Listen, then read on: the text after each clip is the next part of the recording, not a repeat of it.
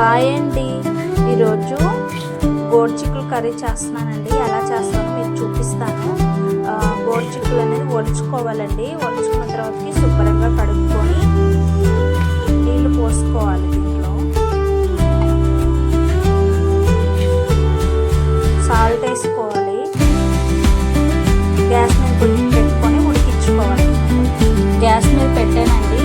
ఒక 15 నిమిషాలు దాకా ఉడికించుకున్నాం. ఉడికిన తర్వాత చూపిస్తాను. పుల్ అనేది ఉడికేస్తున్నాయండి. ఉడికేసిన తర్వాత నీళ్ళు వంచేసుకొని ప్లేట్లో వేసేసుకున్నాను. ఇప్పుడు కర్రీ ఎలా చేస్తానో మీకు చూపిస్తాను. గ్యాస్ ముట్టించుకొని కళాయి పెట్టుకుని ఆయిల్ పోసానండి.